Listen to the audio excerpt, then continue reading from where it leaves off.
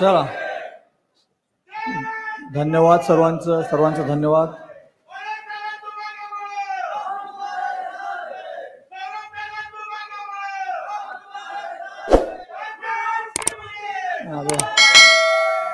धन्यवाद सर्वांचे धन्यवाद. सर्वांच्या भावना पोहोचल्या. रयतेच्या राज्याचे स्वप्न पाहणारे स्वराज्य संकल्पक शहाजी राजे, राष्ट्रमाता राजमाता जिजाऊ, त्यांचा वसा घेऊन चालणारे बहुजन प्रतिपालक कुलवाडी भूषण छत्रपती शिवराय, ज्या अस्मितेचं नाव घेता तुमच्या आमच्या धमन्यातलं रक्त सळसळतं असे महावीर पराक्रमी छत्रपती संभाजी महाराज, महात्मा ज्योतिबा फुले, राजर्षी शाहू महाराज, डॉक्टर बाबासाहेब आंबेडकर, अण्णा भाऊ साठे या सर्व महामानवांना त्यांच्या कृतीविचारांच्या परंपरेला विनम्र अभिवादन करतो. तसेच संत नामदेवांपासून संत तुकाराम महाराज, संत गाडगे बाबा, संत तुकडोजी महाराज या सर्व संतांच्या सत्यशील परंपरेला मी विनम्र अभिवादन करून महामानवांची कृतीविचारांची परंपरा आणि संतांची सत्यशील परंपरा या दोन्ही परंपरेच्या संगमावर त्या युगपुरुषाने मराठा सेवा संघ नावाची इमारत उभी केली आणि त्या माध्यमातून आमच्यासारखे हजारो लाखो तरुण या महाराष्ट्रामध्ये घडले, ते आदरणीय युगपुरुष पुरुषोत्तमजी खेडेकर साहेब यांना मानाचा मुजरा करतो. आजच्या या संभाजी ब्रिगेडच्या लोकशाही जागर महामेळाव्यानिमित्त या विचारपीठावर उपस्थित असलेले संभाजी ब्रिगेडचे महासचिव सौरभदादा खेडेकर, आदरणीय बनबरे सर, आमचे मार्गदर्शक आदरणीय विजयजी ठुबे सर, तसेच हरियाणावरून नेहमी ज्यांचं फोनवर आम्हाला मार्गदर्शन असते, किंबहुना आम्ही हरियाणात गेल्यानंतर आमच्या काळजीमध्ये ते असतात, ते आदरणीय डॉक्टर मांगीरामजी चोपडे साहेब, कर्नाटकहून आलेले सतीश वासरे साहेब आणि विचारपीठावर असलेले संभाजी ब्रिगेडचे सर्व माझ्या खांद्याला खांदा लावून काम करणारे माझे सहकारी आणि माझ्या विचारपीठावर समोर बसलेल्या माझ्या सर्व संभाजी ब्रिगेडचे सहकारी भावांनो आणि बहिणींनो, आज बडोद्याचे गायकवाड आदरणीय राजे सयाजीराव गायकवाड यांच्या पत्नी स्मृतिशेष महाराणी चिमणाबाई सयाजीराव गायकवाड यांचा स्मृती दिन आहे. त्यांच्या स्मृतीस मी अभिवादन करून आपल्या समोर हितगुज करतो. भावांनो, शाहीर अण्णाभाऊ साठे यांनी सांगितलं होतं त्या काळात, ही न्याय व्यवस्था कैकांची रखेल झाली, ही न्याय व्यवस्था कैकांची रखेल झाली, ही संसद देखील हिजड्यांची हवेली झाली. मी माझी व्यथा मांडू कोणाकडे, मी माझी व्यथा मांडू कोणाकडे, कारण इथली न्याय व्यवस्था भ्रष्टतेने रंगीन झाली, इथली न्याय व्यवस्था भ्रष्टतेने रंगीन झाली. त्या काळामध्ये अण्णाभाऊ साठेने हे जे वक्तव्य केलं होतं, ते वक्तव्य आज सुद्धा या महाराष्ट्रात नव्हे, या भारतामध्ये ते लागू झालेलं आहे. कुठली लोकशाही या महाराष्ट्रामध्ये आहे, कुठला विचार या महाराष्ट्रामध्ये आणि या भारतामध्ये चालला याचा विचार करा. एवढा मोठा भारत देश, लोकशाहीचं नाक असलेला हा भारत देश, जगामध्ये नाव असलेला हा भारत देश, आणि मग आज लोकशाही कुठं आहे?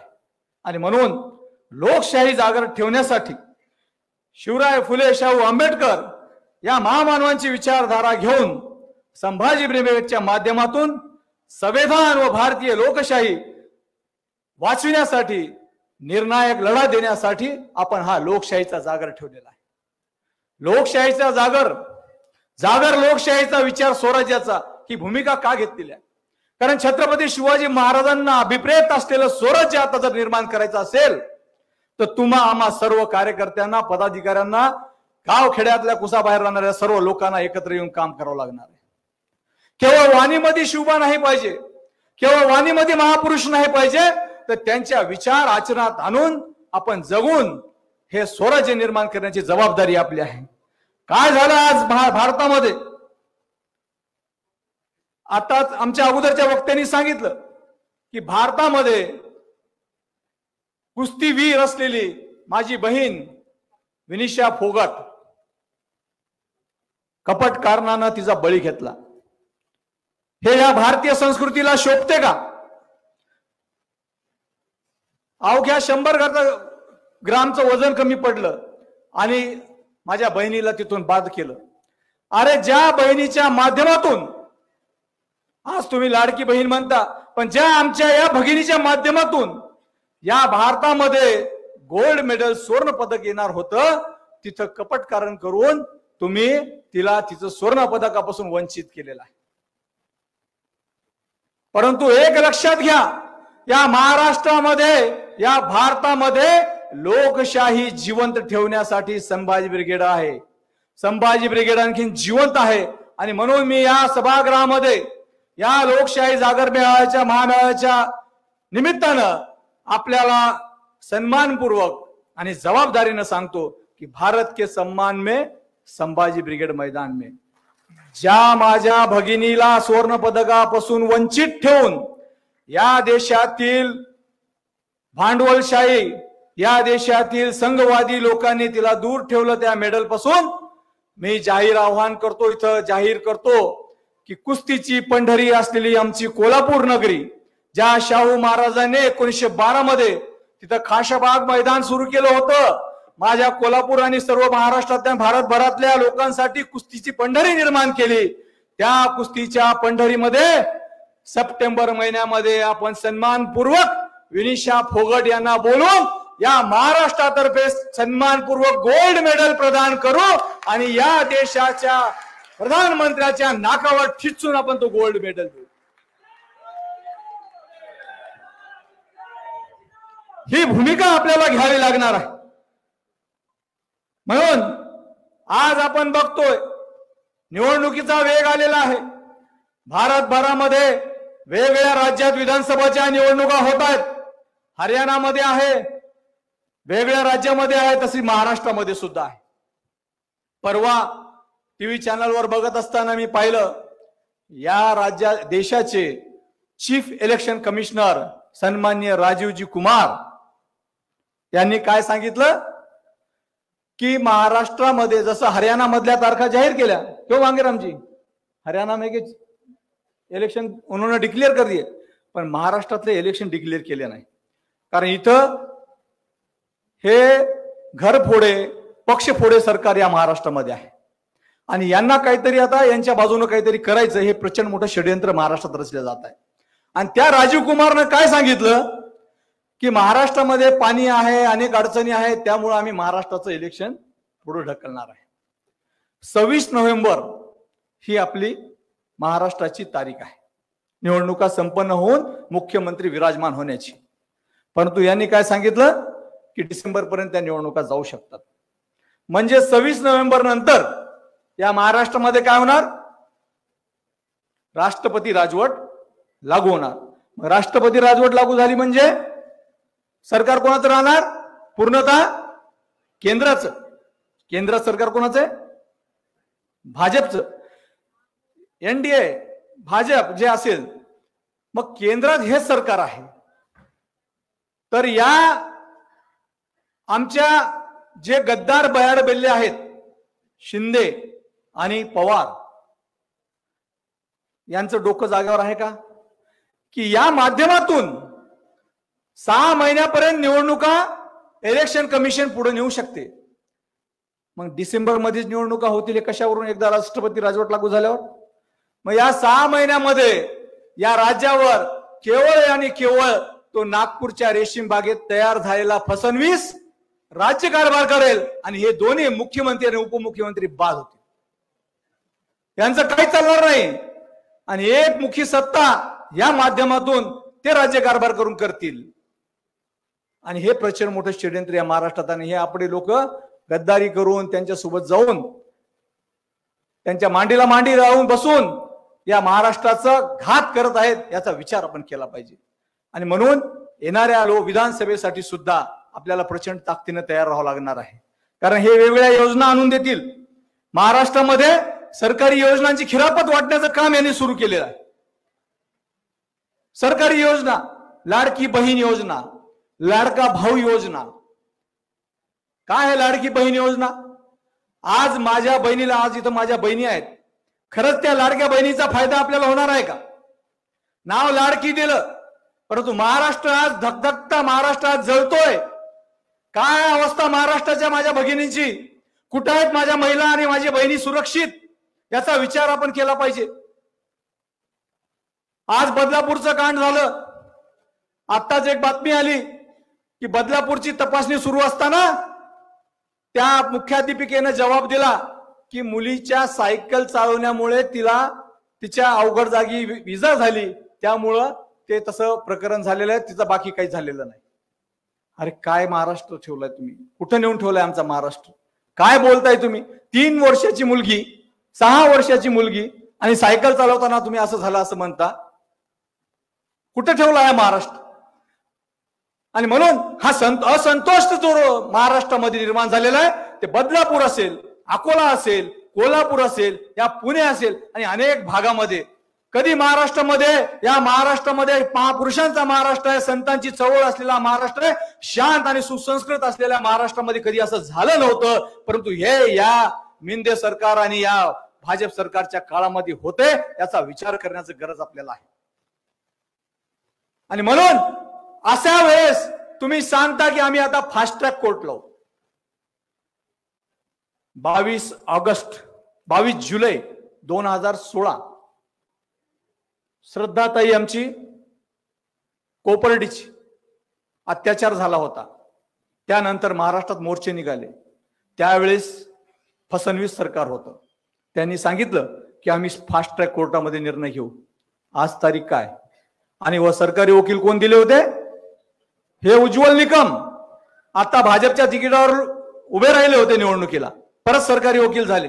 म्हणजे यांना काही चालते, इकडून इकडे या, तिकडून तिकडे जा, जसं आता बनबरे सरने सांगितले, म्हणजे संघाच्या लोकांनी नोकरी करा आणि संघात राहा आणि तिकडे या इकडे या, म्हणजे यांच्या सरकारमध्ये काही चालते। त्या उज्ज्वल निकम फास्ट ट्रॅक कोर्टामध्ये 8 वर्ष झाले, निर्णय लागला नाही। आणि आता या माझ्या भगिनीला तुम्ही म्हणता की आम्ही फास्ट ट्रॅक कोर्टामध्ये निर्णय देऊ, म्हणजे परत 8 वर्ष हे लांबणीवर जाणार आहे। अरे संभाजी ब्रिगेडचं म्हणणं आहे की जर असे लोक नराधम जर त्याच्यामध्ये असतील, जे आहेत, जे सिद्ध झालेलं आहे, तर जसं बैलाला ठेचतात तसं यांना ठेचलं पाहिजे, तर महाराष्ट्र सुधरू शकते, नाही तर सुधरणार नाही। ही दहशत पाहिजे, गुन्हेगाराच्या दहशतीपासून दुरावला गेला पाहिजे, कारण गुन्हेगाराला माहित पाहिजे जर मी गुन्हा केला तर माझे हाल असे होऊ शकतात। परंतु या महाराष्ट्रामध्ये कुठली दहशत राहिलेली नाही, त्यांना माहित आहे की आपण नंतर लगेच बेल घेऊन बाहेर येऊ शकतो आणि पुन्हा हे असे विचार करू शकतो। म्हणून संभाजी ब्रिगेडची आमची भूमिका आहे की आम्ही राजकारणामध्ये हे अपरिहार्यपणे आलेलो आहोत। ही जे महाराष्ट्राची व्यवस्था आहे, या महाराष्ट्रामध्ये जे काही घडत आलेलं आहे, हे बघून आम्ही समाजकारणाला राजकारणाची जोड देत अपरिहार्यपणे राजकारण स्वीकारून आम्हाला राजकारण करायचं, हाऊस मध्ये जायचं आणि असे निर्णय बदलायचे। कारण तुम्ही निर्णय घेत नाही, बेल देऊ त्या लोकांना लगेच तुम्ही 8 दिवसांना सोडून देणार, 8 दिवसांना पुन्हा ते सैलवेर करणार, परत अशी हत्याकांड होणार, जसं दिल्ली नॉर्थ मध्ये होतात तिकडे झालेत, आता तीच महाराष्ट्रामध्ये अवस्था झालेली। आणि मग हे सुधारणार कधी आपण? हे मी सांगत होतो की लाडक्या बहीण योजनेचा विषय आहे। लाडक्या बहिणीला तुम्ही 1500 रुपये देता, 1500 रुपये देऊन 15 गुणिले 12 म्हणजे किती झाले? 1500 गुणिले 12 18,000, 18,000 गुणिले 5 वर्ष 90,000, म्हणजे त्या एका बहिणीला 90,000 रुपये तुम्ही देण्याचं वचन दिलेलं आहे। त्या 90,000 मध्ये बहिणीचं 5 वर्ष भागणार आहे का? अरे तुम्हाला द्यायचं असेल तर तुम्ही त्या माझ्या बहिणीला तिला काम द्या, रोजगार द्या, तिच्या घामाला दाम द्या, तर ती बहीण माझी स्वबळावर उभी राहू शकते। आणि तिला तुम्ही राचार करणार आणि माझ्या लाडक्या भावाला 6,000 रुपये, डिप्लोमा झाला 8,000 रुपये, ग्रॅज्युएशन झालं 10,000 रुपये, अरे काय लावून ठेवलं तुम्ही? अरे त्यांना उद्योग द्या, हाताला काम द्या। तुम्ही 50-50, 60-60 हजार कोटी नुसते वाटण्यामध्ये घालताय, तर हे लोकशाहीला घातक आहे, लक्षात घ्या। लोकशाहीला फुकट खिरापत वाटणं कधीच मान्य नाही, लोकशाहीमध्ये परिवर्तन मान्य आहे।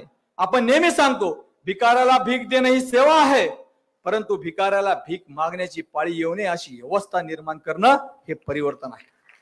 शेतकऱ्याची कर्जमाफी करणं ही सेवा आहे, परंतु शेतकऱ्याला कर्जमाफी करण्याची वेळ येऊ नये ही अशी व्यवस्था निर्माण करणे परिवर्तन आहे. आणि हे परिवर्तन घडवलं पाहिजे. ही खरी लोकशाही आहे. आता तुम्ही आम्हाला हुकुमशाही आणि गुलामीच्या मार्गाकडे नेत आहे. तुम्ही आम्हाला पैसे फुकट देणार, लाचार करणार, घरी बसवणार, घरघुशे करणार आणि नंतर पैसे बंद करणार. म्हणजे आमची क्रय शक्ती संपल्यानंतर तुम्ही आम्हाला म्हणणार काम करा नाही तर गुलामी व्हा. म्हणून माझ्या बहिणींना माझी विनंती आहे की 1500 लाथाडा आणि तुम्ही सांगा की आम्हाला वेगवेगळे उद्योग द्या. आज एमआयडीसी बंद आहेत, एमआयडीसी मध्ये उद्योग नाहीत. माझ्या बेरोजगार पोरं आज एवढे शिकलेले आहेत, त्यांना रोज हाताला काम देता येत नाही, एमआयडीसी चालू करता येत नाही. हेच पैसे तुम्ही एमआयडीसी मध्ये टाकून रोजगार उपलब्ध करून लोकांना हाताला काम देता येत नाही. देता येऊ शकते, परंतु तुम्हाला या देशामध्ये गुलामी व्यवस्था निर्माण करायची आहे आणि म्हणून तुम्ही हे करत नाही. आज माझा शेतकरी सुद्धा हवालदिल झालेला आहे. शेतकऱ्यांना कर्जमाफी मिळावी म्हणून महाराष्ट्रभरामधून आंदोलन होतात. आज अशा अनेक योजना सुरू झाल्या, तशा काही काळामध्ये लाडका शेतकरी योजना सुरू होऊन जाईल. लक्षात घ्या, लाडका शेतकरी म्हणून त्यांना आमिष दाखवलं जाईल. अरे शेतकरी तर माझा शेतमजूर आहे. आम्ही सर्व शेतकऱ्यांची कष्टकऱ्यांची पोरं आहेत. आम्हाला माहित आहे की किती रात्री किती उशिरा येऊन दारं धरतात, किती रात्री गव्हाला पाणी द्यावं लागते, एवढ्याला घुटण्या गुडघ्यापर्यंतच्या चिखलामध्ये जावं लागते, तेव्हा कुठेतरी पीक येते. आणि तरी ह्या महाराष्ट्रभरातले आणि लोक जे आहेत, नोकरदार असतील, पांढरपेशी असतील, हे जगतात, खातात. आणि त्या शेतकऱ्यांचा सन्मान तुम्ही करत नाही. त्या शेतमालाला हमी भाव तुम्ही देत नाही. शेतमालाला हमी भाव कधी देणार नाही, त्याच्या मालाची किंमत कधी करणार नाही. आणि तुम्ही फक्त योजना फुकट धान्य घ्या, फुकट हे घ्या. आणि रोजगार हमी योजना तर तुम्ही लावून धरली. रोजगार हमी योजना फुकट घरी पैसे द्यायलेत. शेतकऱ्यांना काय करायचं, कष्ट करायचे, मजूरदार आणायचे, त्यांना पैसे द्यायचे. आणि उत्पन्न काय, उत्पादन किती जरी झालं जास्त तरी तुम्ही उत्पन्न त्याचं कमी व्हायला, कारण तुम्ही त्याच्या मालाला भाव देत नाही. जे 4000 क्विंटल सोयाबीनचा भाव 10 वर्षापूर्वी होता, तेच भाव आजही आहे. आणि जे 10,000 पूर्वी सोन्याचा भाव होता 30,000 रुपये तोळा, ते आज आहे 80,000 रुपये तोळा, 70,000 रुपये तोळा. मग माझ्या शेतकऱ्या कुटुंबाच्या घरामध्ये त्यानं काय, त्याच्या मुलीचं लग्न करू नये, मुली उजवू नये. म्हणून संभाजी ब्रिगेड सांगते की कुटुंबाच्या भरण पोषणासाठी रात्रंदिवस माझ्या राबलेल्या माझ्या माय माऊलीला सहजीवनाचा आनंद आला पाहिजे. त्यामुळे माझ्या संभाजी ब्रिगेडच्या कार्यकर्त्यांनी अशा गोष्टीला लाथाडून आपल्या शेतकरी बांधवांसाठी, माझ्या भगिनींसाठी, माझ्या महिलांसाठी काय काय करता येईल त्याचा विचार करून एका पद्धतीने विचारपूर्वक मार्गाने पुढे जाऊन निष्ठेनं गावखेड्यातला माझा संभाजी ब्रिगेडचा कार्यकर्ता वेगवेगळ्या शासनाच्या योजना असतील त्या समजून सांगा, त्याचे फायदे घेऊन द्या. परंतु लाचार भगिनी, लाचार भाऊ करू नका. हे माझं संभाजी ब्रिगेडच्या वतीनं माझं आव्हान आहे. आज सरकारनं काहीच केलं नाही. 39 मुलींना मनोधैर्य योजनाच्या माध्यमातून 5-5 लाख रुपये देतो म्हणून सांगितलं. एकही मुलीला, त्या पीडित मुलीला एकही पैसे दिले नाही. म्हणजे घोषणावर घोषणांची खिरापत वाटली. शेतकऱ्यांना कर्जमाफी देऊन पीक विमा आम्ही सक्षम करू सांगतात, परंतु इथून पुढच्या काळामध्ये संभाजी ब्रिगेडची भूमिका आहे की शेतकऱ्यांसाठी, माझ्या विद्यार्थ्यांसाठी, माझ्या महिलांसाठी, माझ्या बेरोजगार तरुणांसाठी आणि गावखेड्यातल्या कष्टकरी शेतकऱ्यांच्या कर्जमाफीसाठी इथून पुढचा लढा राहायला पाहिजे. गावखेड्यातले रस्ते, पांधन रस्ते तुम्हाला माहित नसतील. आता मी आवाहन करतो या ठिकाणून सर्व जिल्हाध्यक्ष, सर्व कार्यकर्ते, पदाधिकारी, तुम्ही तुमच्या जिल्ह्यामध्ये जा आणि आपले पांधन रस्ते बघा. काय त्या पांधन रस्त्यावर पाऊस पडल्यावर जाऊ शकते माणूस? मग सरकारला हे दाखवा. उद्या जाऊन एक सिस्टीम सुरू करा, सेल्फी विथ पांधन. सेल्फी विथ पांधन करा आणि सरकारच्या वेबसाईटवर पाठवून द्या. हे तुमची अवस्था आहे, तुम्ही सरकार आहे ना, हे आमचे रस्ते हे नीट करा, तेव्हा आम्ही तुम्हाला देऊ. अरे सरकारला हे सांगा, तुम्ही किती आमिष द्या, आम्हाला किती बुडळ घाला, आम्ही तुमच्या आमिषाला आणि याला बळी पडणार नाही. अगोदर आमचे गाव नीट करा, आमचे रस्ते नीट करा, आमच्या शेतमालाला भाव द्या, तरच आम्ही तुमच्या सोबत येऊ शकतो. अन्यथा आम्ही आमचा विचार केलेला आहे. आम्ही आमचा विचार केलेला आहे. संभाजी ब्रिगेडच्या माझ्या कार्यकर्त्यांना सांगणं आहे, तुम्ही उद्या सर्व महाराष्ट्रातून सर्व त्या जाम झालं पाहिजे. त्यांचं वेबसाईट काय असते, त्यांचं ते कोणतं मुख्यमंत्र्यांचं ते कोणतं काय म्हणतात त्याला, युट्यूब काय काय असतील ते सगळे काय सोशल मीडिया पोर्टल, मुख्यमंत्र्यांचं पोर्टल त्याच्या पोर्टल सगळं जाम झालं पाहिजे. सेल्फी विथ पांदन अहमदनगर जिल्ह्यातील कुठे परकाळे आहे का राजेश? सेल्फी विथ पांदन अहमदनगर जिल्हा, सगळ्या गावातल्या सेल्फी टाकायच्या, पांदन रस्त्याचे टाकायचे. हिंगोलीचा आपला सतीश सेल्फी विथ पांदन, नांदेडचे खुटवड साहेब तुमच्या इकडं सेल्फी विथ पांदन. हे सर्व टाकून पोर्टल जाम करा आणि सांगा की हा महाराष्ट्र तुम्ही असा केलेला आहे. हा महाराष्ट्र समृद्ध आणखीन केलेला नाही. माझ्या शेतकऱ्याला आणखीन चालायला वाट नाही. आणि म्हणून आपल्याला येणाऱ्या काळामध्ये संभाजी ब्रिगेडच्या माध्यमातून काम करत असताना शेतकऱ्यांना, कष्टकऱ्यांना संधी मिळाली पाहिजे. त्यांच्या कुटुंबाच्या भरणपोषणासाठी त्यांना सन्मान मिळाला पाहिजे. यासाठी प्रामाणिकपणे आपल्याला प्रयत्न करणं गरजेचं आहे. आज शिक्षणाची अवस्था वाईट झालेली आहे. भ्रष्टाचार प्रचंड वाढलेला आहे. काल एमपीएससी च्या विद्यार्थ्यांचं इथं पुण्यामध्ये आंदोलन होतं. आम्ही जाहीर पाठिंबा दिला एमपीएससीच्या विद्यार्थ्याला. अरे गाव खेड्यातले कष्टकऱ्यांचे, शेतकऱ्यांचे पोरं माय बाप पोटाला चिमटा देऊन लेकराला पुण्यामध्ये पाठवतात. एमपीएससी कर म्हणतो बाळा, काहीतरी अधिकारी होशील, अधिकारी झाला तर कुठेतरी त्याच्या भविष्यामध्ये त्यांना जीवनामध्ये लाभ होईल, ही भूमिका माझे शेतकरी बांधव घेतात. आणि इथं सरकारनं एकाच दिवशी 2 परीक्षा, म्हणजे एक तर ही परीक्षा दे नाही तर ती परीक्षा दे. अरे काऊन? निवड चाचण्या सगळीकडे असतात. प्रत्येक निवड चाचणीला एमपीएससी देणारा विद्यार्थी गेला पाहिजे, ही भूमिका संभाजी ब्रिगेडची आहे. आणि म्हणून काल आम्ही त्यांना पाठिंबा दिला होता. युपीएससीची तसेच हाल झालेले आहेत. युपीएससी NEET काय नीट आहे, त्यांचे हाल तसेच आहेत. किती प्रचंड मोठा भ्रष्टाचार आहे. म्हणजे अधिकाऱ्याच्या, कर्मचाऱ्यांच्या संगनमताने तुम्ही भ्रष्टाचार करता. वेगवेगळ्या खात्यामध्ये भ्रष्टाचार आहे. तुमच्या त्या भूसंपादन खात्यात भ्रष्टाचार, तुमच्या वन खात्यामध्ये भ्रष्टाचार, तुमच्या सहाय्यक निबंधक खात्यात भ्रष्टाचार. अरे काय काय भ्रष्टाचार करणार आहे? म्हणजे भ्रष्ट आचार जिथे जिथे होतो तो भ्रष्टाचार. आणि या सगळ्या क्षेत्रात सरकारी याच्यामध्ये हे लोक, वर्तमान सरकार भ्रष्टाचार करून त्यांचे खिशे भरत आहेत. कारण येणाऱ्या निवडणुकीला त्यांना पैसे लागणार आहेत. आज आमच्या वाशिम जिल्ह्यातल्या वाशिमचे विभागीय अध्यक्ष गजानन भोयर आणि जिल्हाध्यक्ष यांनी मिळून पूजा खेडकरचं एक आंदोलन केलं, तर ते पूर्ण युपीएससी बोर्ड कामाला लागलं. लक्षात घ्या. टाळ्या वाजवा त्यांच्यासाठी. एक आंदोलन केलं. अरे अशा गडगंज सोन्याचा चमचा घेऊन आलेल्या लोकांना पैसे देऊन तुम्ही युपीएससी बहाल करता. आणि मग आमचे हे कष्टकरी शेतकऱ्यांची पोरं युपीएससी मध्ये कसे पास होतील हो? कसे जातील हो? तिथं कष्ट करायचं, रात्रंदिवस राबायचं. आणि यांनी काहीच न करता फक्त सेटिंग करायची आणि सेट होऊन जायचं. त्यामुळे हे सुद्धा धंदे बंद झाले पाहिजेत. संभाजी ब्रिगेडची ही मागणी आहे. आज महाराष्ट्रात आता विधानसभा सुरू झाली की तुम्हाला शेतकरी आठवणार, परंतु शेतकऱ्यांच्या 1267 आत्महत्या आजपर्यंत कोणी उघड केल्या का? या महाराष्ट्रात या पहिल्या तिमाहीमध्ये 1267 आत्महत्या शेतकऱ्यांनी केल्या. लक्षात घ्या. 1267 आपल्याकडे पूर्ण आकडा आहे. 1267 आत्महत्या झाल्या. त्या का झाल्या?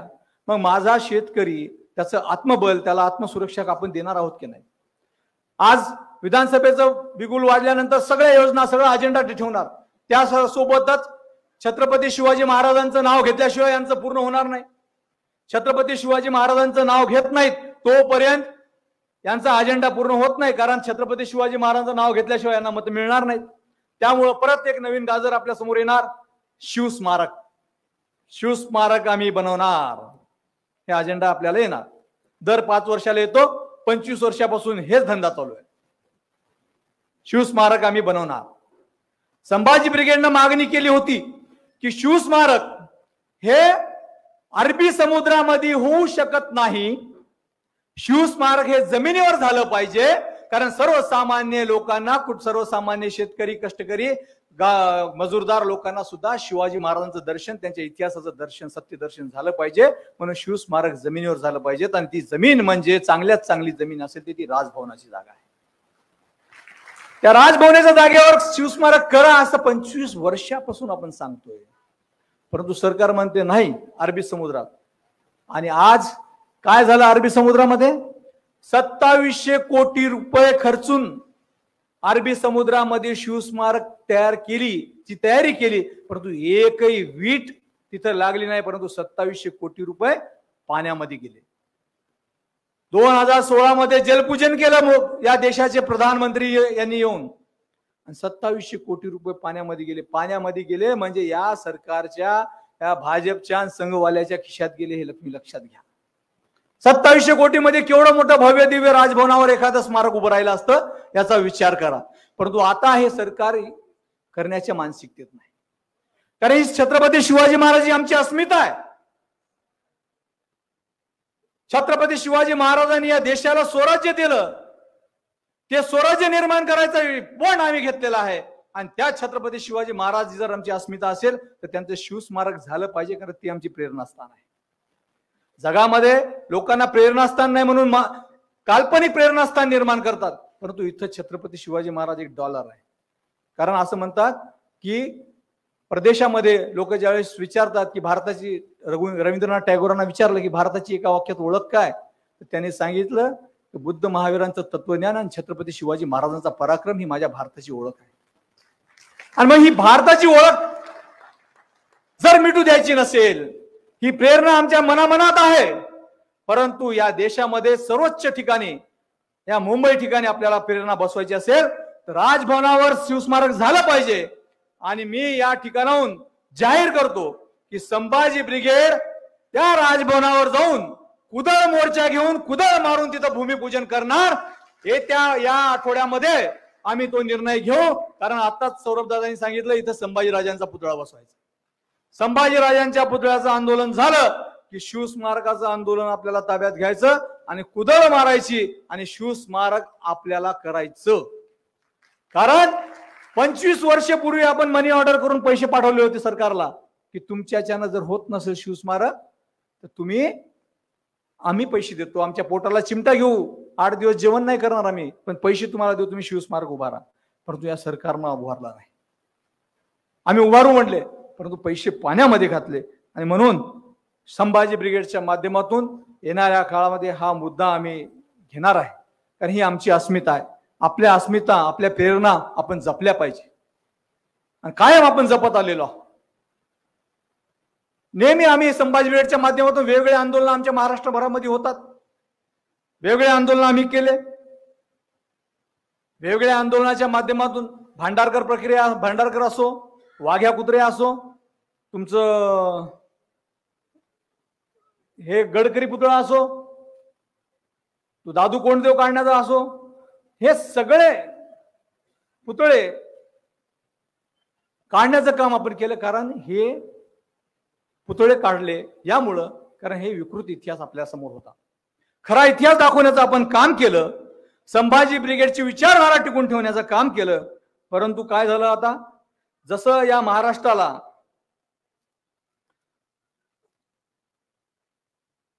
कीड लागलेली आहे, वेगवेगळे पक्षफोडी, संघटना फोडी, गटफोडी, तसं आपल्यामध्ये पण एक मिंदे गट झालेला आहे. आपल्यात एक मिंदे गट आहे. आणि जी काय कामं या विचारपीठावर हे बसलेले लोक केव्हापासून काम करतात, ती कामं आपल्या नावावर थोपविण्यासाठी, ती कामं आपल्या नावावर थोपवतात आणि सांगतात आम्ही संभाजी ब्रिगेड. आमचा विरोध एकच आहे की तुम्हाला काय करायचं तुम्ही करा, पण संभाजी ब्रिगेड हे नाम साधर्म्य म्हणून तुम्ही वापरू नका, कारण तुमची ती लायकी नाही. तुम्ही लांगुल चालन करणारे आहात, दुसऱ्याच्या ताटाखालचं मांजर होऊन राहणारे आहात. कारण संभाजी ब्रिगेडचा अध्यक्ष म्हणून मी जबाबदारीने सांगतो की मी संभाजी ब्रिगेडच्या कुठल्याही कार्यकर्त्याला कोणाच्या ताटाखालचं मांजर होऊ देणार नाही. कारण ज्याला राजकीय शक्ती आहे त्याच्यासाठी आम्ही संभाजी ब्रिगेड सांगितलं की राजकारण आणि समाजकारण दोन्ही एका अंगाच्या दोन बाजू आहेत. तुम्हाला राजकारण करायचं, राजकारण संभाजी ब्रिगेड मध्ये करा. आणि आम्ही सन्मानपूर्वक, मनबरे सरांनी सांगितलं, आम्ही सन्मानपूर्वक जाऊन उद्धव बाळासाहेब ठाकरे यांच्या सोबत युती केली. सन्मानपूर्वक, कुठं लांगुल चालन नाही, कोणाच्या ताटाखालचं मांजर नाही. आणि छुपी नाही, उघड युती केली आणि सांगितलं की जशी गद्दारी तुमच्या सोबत झालेली आहे, गद्दारांना माफी नसती तशी आम्ही पण माफ करणार नाही. आमच्यात आहेत असे मिंदे गट, परंतु तुमचं बरोबर आहे आणि त्यासाठी आम्ही तुमच्या हातात हात घेऊन पुढची वाटचाल करू, कारण संभाजी ब्रिगेड एक लढवय संघटना आहे. आणि म्हणून त्यांनी काल कुठेतरी एक कार्यक्रम घेतला आणि त्यामध्ये निरंजन टकले यांनी एक विधान केलं. आता टकले का हुकले, टकले का हुकले हा महत्वाचा प्रश्न आहे. कारण निरंजन टकले हे स्वतःला पुरोगामी समजतात आणि ते पुरोगामीच आम्ही त्यांना मानतो. परंतु माझी विनंती आहे सर्वांना, निरंजन टकले व स्वतःला पुरोगामी समजणाऱ्या सर्व विचारवंतांना आव्हान आहे की आमच्यावर बोलण्यापूर्वी आमचा इतिहास तपासा. तुम्ही आमच्यावर बोलले, शहाचं नाव घेतलं आमच्यासोबत, कुणाचं नाव घेतलं असेल काय हरकत नाही, बोला.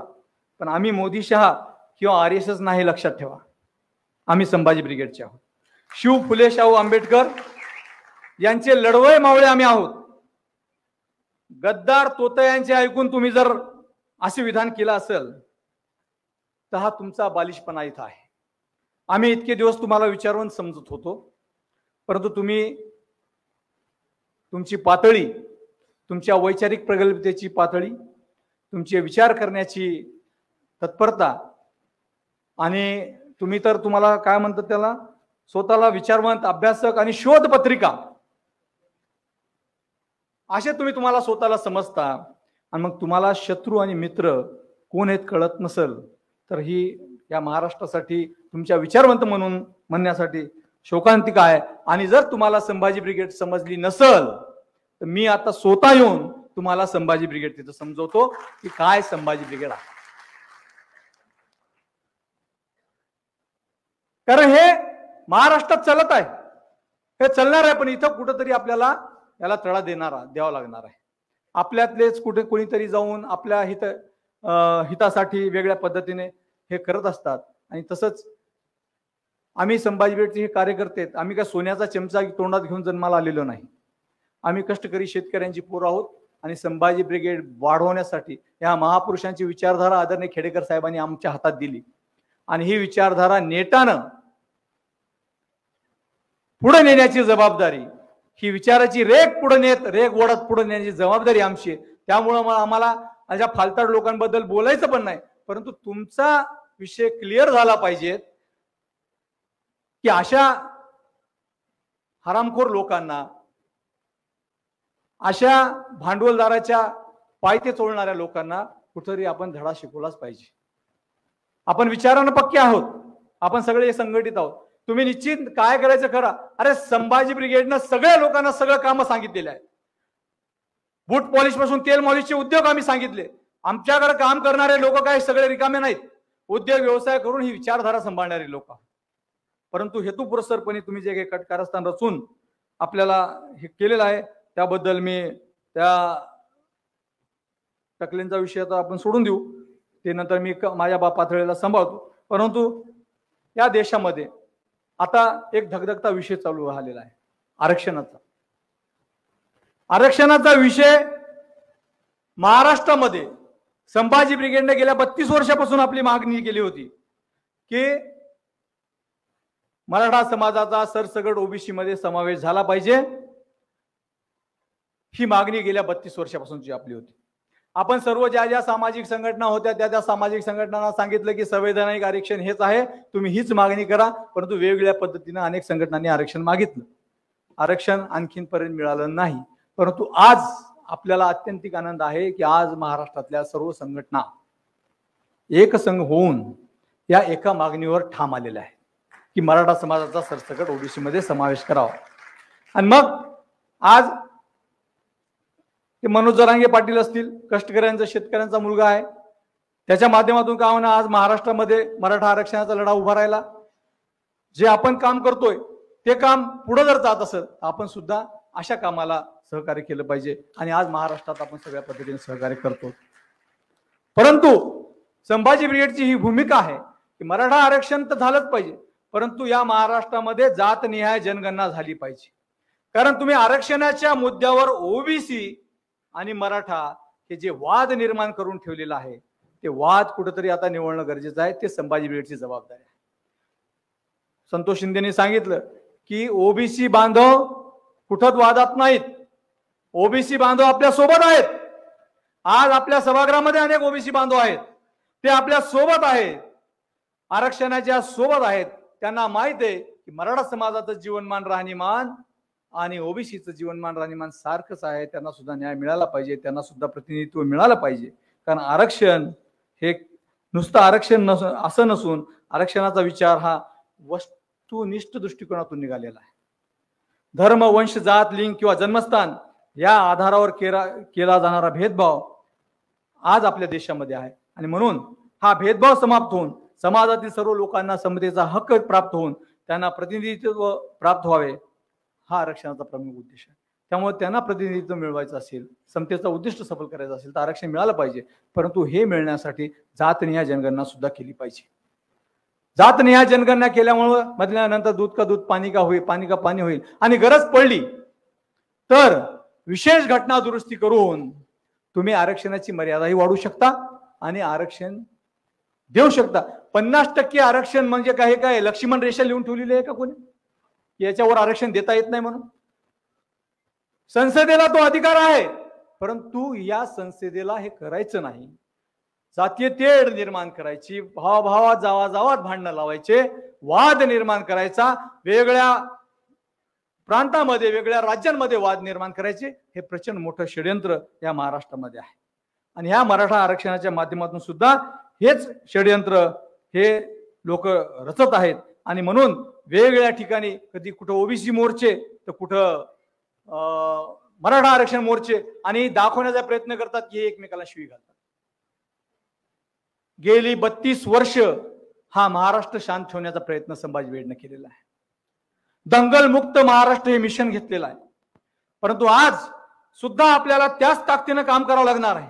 कारण आज माणसापासून माणूस झपाट्याने दूर जात आहे हे लक्षात घ्या. प्रचंड ताकदीने आपल्याला काम करावं लागणार आहे. राजकीय समानता प्रस्थापित करत असताना सामाजिक विषमता व तेढ पराकोटीची वाढलेली आहे. माणसाने माणसात जगविण्यापेक्षा नागविण्याचा प्रयत्न सुरू केलेला आहे आणि हे या सरकारमुळे झालेला आहे. आणि म्हणून तुम्हा आम्हाला या विचारधारेमध्ये काम करणाऱ्या लोकांना हा विचार, वस्तुनिष्ठ विचार एकसंघपणे पुढे न्यायचा आहे. त्यामुळे हा विचार करावा लागणार आहे. दंगली झाल्या तर अनेक दंगली झाल्या, परंतु संभाजी ब्रिगेडनं कुठल्या दंगलमध्ये काही नुकसान होऊ दिलं नाही. कारण तुम्हाला माहिती आहे त्या भीमा कोरेगावच्या दंगलीच्या वेळेस असंच प्रकरण रचलं, परंतु संभाजी ब्रिगेड आणि माननीय प्रकाशजी आंबेडकर आम्ही एकत्र बैठक घेऊन प्रेस कॉन्फरन्स घेतली, सगळे जिकडल्या जिकडे लोक थांबले. तसंच आता तो काय नाव त्याचं, तो रामगिरी महाराजांनी हिंदू आणि मुसलमानाबद्दल बोलले. म्हणजे हिंदू आणि मुसलमानाबद्दल बोलायचं म्हणजे त्यांनी त्यांच्या धार्मिक गुरूंवर वेगळ्या पद्धतीचं विधान केलेलं आहे. हा देश सर्वधर्मी आहे, हा देश सर्व लोकांचा आहे. आणि तुम्हाला कोण अधिकार दिला धर्मगुरूंची चिकित्सा करण्याचा आणि हे करण्याचा? धर्मगुरू ज्या ज्या समाजाचे जे धर्मगुरू आहेत तो समाज त्यांना मानतो. मग त्यांना कुठेतरी वेगळ्या पद्धतीने डिवचण्याचं काम करून आज ह्या गोष्टी अशातच का होतात? निवडणुका आली कीच अशा पद्धतीने का होतात याचा विचार आपण केला पाहिजे. कारण या देशामध्ये दंगलमुक्त महाराष्ट्र, हिंदू मुस्लिम ऐक्य ही भूमिका सुद्धा संभाजी ब्रिगेडने घेतलेली आहे. अरे ज्या मुसलमानांनी देशासाठी बलिदान दिलेले त्यांना सुद्धा तुम्ही वेगळ्या पद्धतीने मानता. अरे ज्या प्रत्येक जातीमध्ये गद्दार असतात, आपल्या ते गद्दार आहेत, तसे त्या वेगळ्या जातीमध्ये पण गद्दार असतात. परंतु तुम्ही असं त्यांना म्हणून एक संघपणे त्यांना त्या पद्धतीने तुम्ही वागणूक देऊ शकत नाही. त्यांना हिंदू आणि मुसलमान या देशामध्ये आपण एक संघपणे राहतो, संघटित राहतो, एकतेने राहतो आणि एकतेचा असलेला हा देश तुम्ही विभाजन करण्याचा प्रयत्न करताय. आणि तुम्ही म्हणताय की मी प्रधानमंत्री एक संघ देशाचा आहे, भारत देशाचा आहे, आणि त्याच्यामध्ये हिंदू मुस्लिम हे करताय. म्हणून एक शायर म्हणतो, मुल्क लुट जाएगा ये आसार नजर आते हैं, मुल्क लुट जाएगा ये आसार नजर आते हैं, अब हुकूमत में सब मक्कार नजर आते हैं. मुल्क की आजादी के लिए लुटा दी जाने हमने, मुल्क की आजादी के लिए लुटा दी जाने हमने, बेहयाओं को हम अभी गद्दार नजर आने लगते। हे हरामखोर हेतू पुरस्सरपणे जे लोक गुन्ह्या गोविंदांना नांदतात त्यांच्यामध्ये कुठेतरी विष पेरण्याचं काम करतात। आणि म्हणून संभाजी ब्रिगेडची येणाऱ्या काळामध्ये भूमिका आहे की हे संघटितपणे एक संघपणे महाराष्ट्र आपल्याला ठेवायचा आहे, ही आपली जबाबदारी आहे। कोणी काही म्हणलं तर ही आपली जबाबदारी आहे, कारण आपण या महापुरुषांच्या विचारधारांचे वाहक आहोत। म्हणून ही भूमिका घेऊन आज आपल्याला तिथं जायचं आहे। येणाऱ्या काळामध्ये विधानसभेच्या अनुषंगाने आपल्याला निवडणुकामध्ये जायचं। आपण संभाजी ब्रिगेडच्या वतीनं 25 जागा शिवसेना उद्धव बाळासाहेब ठाकरे गटाला मागितलेल्या आहे की या महाराष्ट्रामधला जो संभाजी ब्रिगेडचा आमचा कार्यकर्ता आहे, 280 तालुक्यामध्ये संभाजी ब्रिगेड कार्यरत आहे, सर्व जिल्ह्यांमध्ये संभाजी ब्रिगेड कार्यरत आहे। आणि लोकसभेमध्ये लोकशाही आणि संविधान वाचवण्यासाठी जे पुढाकार संभाजी ब्रिगेडने घेतलेला आहे ते पुढाकार पाहता, ती भूमिका पाहता आज लोकसभेमध्ये प्रचंड मोठ्या जागा या संभाजी ब्रिगेडच्या माध्यमातून इथं आलेल्या आहेत, निवडून आलेल्या आहेत। आणि म्हणून संभाजी ब्रिगेडनं कुठलाच लोकसभेसाठी अट्टहास केला नाही। लोकसभेमध्ये महाविकास आघाडीचा धर्म आम्ही पाळला आणि महाविकास आघाडी सोबत पूर्ण ताकदीनं जिथं राष्ट्रवादीचा तिथं राष्ट्रवादी, जिथं काँग्रेसचा तिथं काँग्रेस, जिथं शिवसेना उद्धव बाळासाहेब ठाकरेचा तिथं उद्धव बाळासाहेब ठाकरे यांचा पूर्ण ताकदीनं सहकार्य केलं, सोबत राहिलो आणि जास्तीत जास्त लोक निवडून आणण्याचा प्रामाणिक प्रयत्न आपण केलेला आहे। आणि आता संभाजी ब्रिगेडच्या वतीनं आम्ही विधानसभेमध्ये मात्र 25 जागांची मागणी आम्ही केलेली आहे। मान्य उद्धव बाळासाहेब ठाकरेंकडे आम्ही आमच्या जागा मागितल्या, त्यांना आम्ही पत्र दिलं। ज्या काही जागा 25 आहेत त्या वेगळ्या विभागातल्या राज्यातील सगळ्या विभागातून आम्ही त्या निवडून घेतलेल्या आहेत आणि त्या जागा आम्हाला द्याव्यात ही भूमिका आम्ही घेतलेली आहे। 27 तारखेला मान्य महाविकास आघाडीची बैठक आहे, त्या बैठकीमध्ये सुद्धा चर्चा होईल, अनेक बैठका होतील। त्या चर्चेमध्ये आपल्याला किती जागा येतील काय येतील त्याच्यावर सगळ्या चर्चा होऊन काही आपल्याला त्याच्यामध्ये मार्ग निघेल आणि मग ज्या जागा येतील त्या जागा आपण नंतर जाहीर करणार आहे। परंतु जे स्वप्न आपण पाहिलेले, जे दिव्य स्वप्न पाहिलेले आहे की आपलाच दांडा, आपलाच झेंडा आणि आपलाच अजेंडा या विधान भवनामध्ये गेला पाहिजे। या विधान भवनामध्ये आपल्या हक्काचा माणूस, आपल्या विचाराचा माणूस, आपलाच माणूस। तर अनेक विचाराचे लोक गेले, बनबरे सर सांगताना कदाचित विसरून गेले असतील, या महाराष्ट्रात या विचारामध्ये तयार झालेले 17, 18, 20 आमदार असतील का हो सर? कधी काळी आमचे सहकारी राहिलेले, वेगळ्या पक्षात जाऊन राजकीय इच्छाशक्तीने गेलेले 17, 18 आमदार असतील। आज इथं आमचे सतीश भाऊ देशमुख नांदेडहून आलेले आहेत, ते महापौर राहिलेले आहेत, वेगळ्या पदावर त्यांनी जबाबदाऱ्या स्वीकारलेल्या आहेत। असे अनेक लोक संभाजी ब्रिगेडमध्ये काम करणारे वेगळ्या पद्धतीने वेगळ्या राजकीय आघाड्यावर काम करत असताना त्यांना जबाबदाऱ्या, कोणी खासदार कोणी आमदार असे झालेले आहेत। परंतु विचार आपला जरी असला त्यांच्यासोबत, परंतु तिथं गेल्यानंतर त्यांना त्या पक्षाचा अजेंडा आणि पक्षाचा विचार फॉलो करावा लागतो। तिथं गेल्यानंतर ते सगळं गुंडाळून ठेवतात, ते म्हणतात बाबा निश्चित विचार तुमचा जगताना मी विचार तुमचा जगणार, पण इथं मला बोलता येत नाही, इथं तोंडावर बोट। परंतु संभाजी ब्रिगेड म्हणून ठरवलं की समाजकारणाला आम्ही राजकारणाची जोड देत, जिथं राजकारण करायचं, एरवी तर आपले आंदोलन रोज चालूच असतात, समाज उपयोगी आंदोलन चालू आहेत, जिथं राजकारण करायचं तिथं राजकारणच करू आणि जिथं उमेदवार निवडून आणू आणि आपलाच माणूस, आपलाच विचाराचा माणूस विधान भवनामध्ये आपण पाठवू। जे काय जेमतेम एक माणूस आपला गेला तर पूर्ण महाराष्ट्रातल्या 288 आमदारांना घाम फोडू शकतो, एवढी ताकद आपल्या विचारामध्ये आहे, एवढं लक्षात। म्हणून आपली माणसं विधान भवनामध्ये पाठवण्यासाठी हा आपण प्रयत्न केलेला। सोबत बोके सरांनी सांगितलं की नंतर स्थानिक स्वराज्य संस्थांच्या निवडणूक आहे। माझं स्वप्न आहे जसं विधानसभेमध्ये आपले माणसं गेले पाहिजेत, तसंच या महाराष्ट्रातल्या प्रत्येक जिल्हा परिषदेमध्ये, प्रत्येक नगरपालिकेमध्ये, नगरपंचायतमध्ये, नगर परिषदमध्ये, पंचायत समितीमध्ये प्रत्येक ठिकाणी संभाजी ब्रिगेडचं प्रतिनिधित्व असलंच पाहिजे। यासाठी सुद्धा आपल्याला तयार राहायला पाहिजे, कारण ह्या सगळ्या स्थानिक स्वराज्यांपासून राजकारण सुरू होतात आणि सगळ्यामध्ये जर आपल्याला बदल करायचा असेल, गाव खेड्यापासून आपल्याला बदल घडवायचा असेल तर आपल्याला सगळ्या ठिकाणी एक सरपंचापासून सगळ्या ठिकाणी आपल्याला जावं लागणार आहे। आणि म्हणून या ठिकाणी संभाजी ब्रिगेडच्या माध्यमातून मी आपल्या सर्वांना विनंती करतो की येणाऱ्या विधानसभेसाठी आता ते काय कधी घ्यायची त्यांनी घेऊ, आपण थांबायचं नाही। एखाद्या वेळेस चॉकलेट देऊ शकतात, आम्ही डिसेंबरला घेणार लगेच रात्रीतून जाहीर करतील की या तारखेला, आपण ते घेणार कधी बी असो, आपण शांत बसायचं नाही। आपण आपल्या स्पीडनं आणखीन स्पीड वाढवता आली तर ती स्पीड वाढवा आणि अनेक संघटना अनेक लोकांना भेटा, कारण आपल्याला बेरजेचं नाही तर आपल्याला गुन्हागाराचं राजकारण करायचं, बेरीज तर आहेच परंतु आपल्याला गुन्हागाराचं राजकारण करायचं। आणि म्हणून या लोकांना भेटा आणि या सर्व लोकांना भेटून वेगवेगळ्या संघटनांना एकत्र करा आणि आपल्यासोबत जोडून ही विधानसभा आपल्या कशी ताब्यात येईल, आपले जी काय बांधणी असेल, गाव खेड्यामध्ये ग्राम शाखा असेल, वार्ड प्रमुख असतील, परत बूथ प्रमुख असतील, सगळ्यांच्या बांधण्या तयार ठेवा। कारण एखाद्या वेळेस निर्णय लागला की एवढ्या जागा तुम्हाला दिल्या, तिथं तुम्हाला तुमची फसगत होऊ नये। आम्ही ज्या जागा आपल्या चर्चेमध्ये बैठकीमध्ये ज्या झालेल्या आहेत त्या सगळ्या जागा आपण संभाजी ब्रिगेडच्या माध्यमातून दिलेल्या आहेत आणि त्या जागा संभाजी ब्रिगेड निश्चितच प्रामाणिकपणे त्यांच्याकडे गेलेल्या आहे, भूमिका गेलेल्या आहे। त्या जागा आता आम्ही घेणारच आहोत, परंतु चर्चेअंती काही तडजोडी होऊ शकतात, किती जागा मिळतील आणखी निश्चित नाही, परंतु आम्ही आमची मागणी केलेली आहे।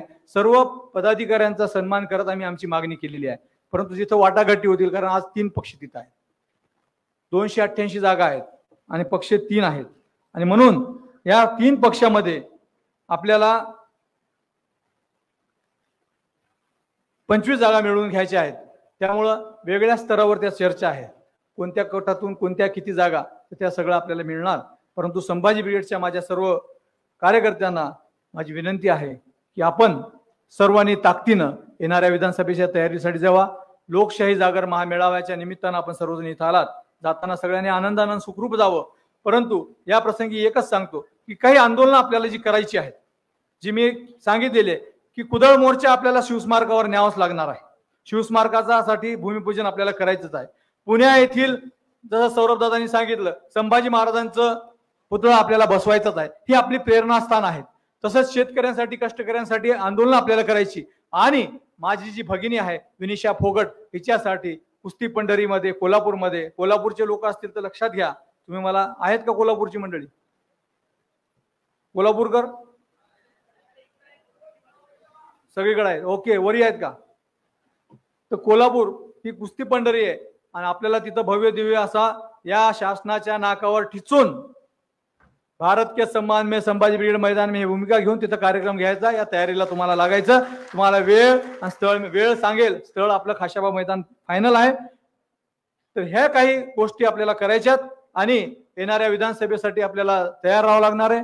पुढची विधानसभा कधी होईल काही सांगता येत नाही, परंतु आपण ताकदीनं या विधानसभेमध्ये संभाजी ब्रिगेडची उमेदवार म्हणून आपण उभे राहावं। आपण सदिच्छा देतो की आपण उभे राहिल्यानंतर जे जे उमेदवार उभे राहतील ते जिंकण्यासाठीच उभे राहतील, कारण प्रचंड ताकद जे काही आम्हाला ताकद देता येईल ती ताकद आम्ही तुम्हाला देऊ, पण तुम्ही तुमच्या परीनं त्या जिल्ह्यामध्ये त्या मतदारसंघामध्ये कुठेही कमी पडू नका। त्यामुळे तुमच्या बांधणीला लागा, तुमचे वेगळे मेळावे घ्या, मतदार जागृत अभियान, मतदार संवाद अभियान प्रत्येक जिल्ह्यामध्ये काढा। कारण आता आम्ही आमच्या हिंगोली जिल्ह्यामध्ये सतीश मतदार संवाद अभियान आम्ही काढणार आहे, हे सप्टेंबर मध्ये मतदार संवाद अभियान आपण काढा।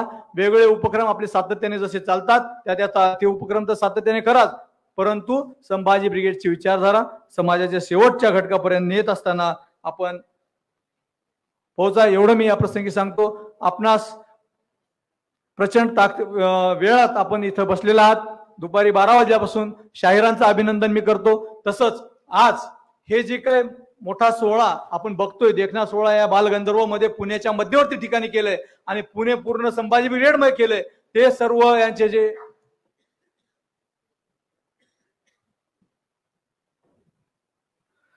पुणे संभाजी ब्रिगेडने जे केलेलं आहे, तर त्या संभाजी ब्रिगेडचे पुण्याचे राज्य पदाधिकारी, पुण्याचे जिल्हाध्यक्ष महानगराध्यक्ष अविनाश मोहिते, उत्तम बापू कामटे, आपले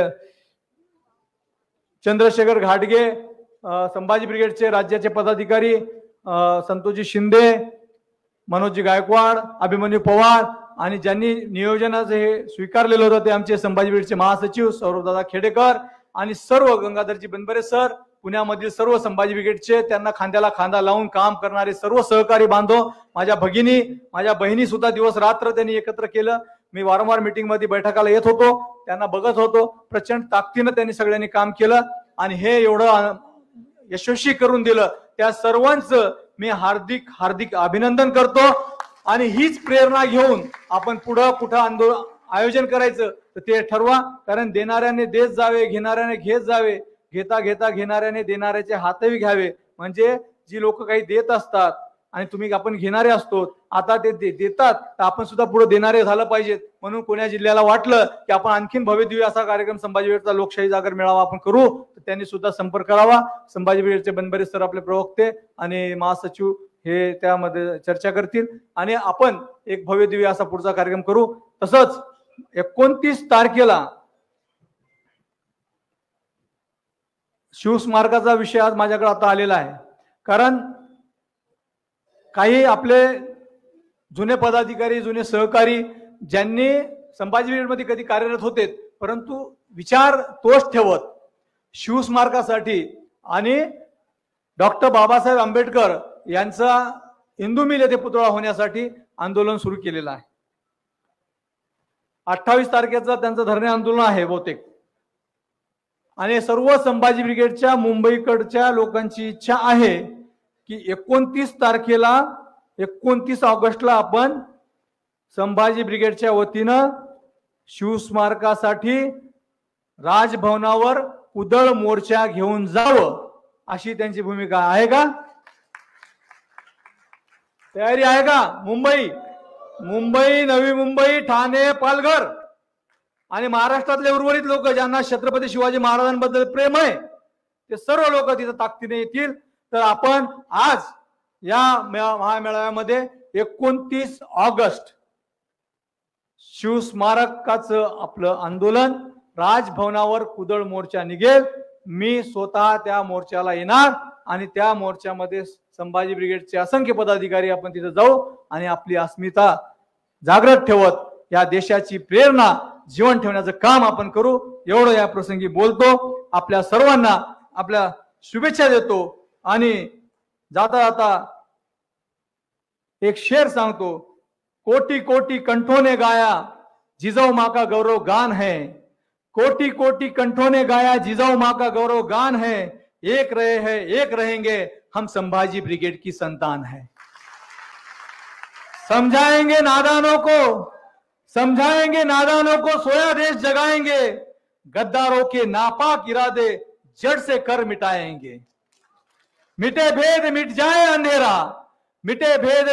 अंधेरा, क्योंकि वही जलती हुई मशाल है. कोटि कोटि कंठों ने गाया जिजाऊ माँ का गौरव गान है, एक रहे हैं एक रहेंगे हम संभाजी ब्रिगेड की संतान है. माझ्या सर्व संभाजी ब्रिगेडच्या भावांनो, बहिणींनो, आपला प्रवास सुखकर जावा.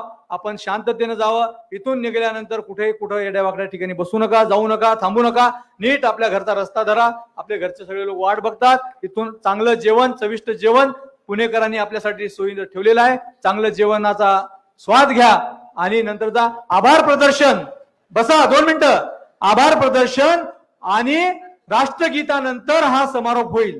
त्यामुळं आपलं उत्तरदायित्व आहे की राष्ट्रगीत झाल्याशिवाय आपण आपल्या जागा सोडू नका.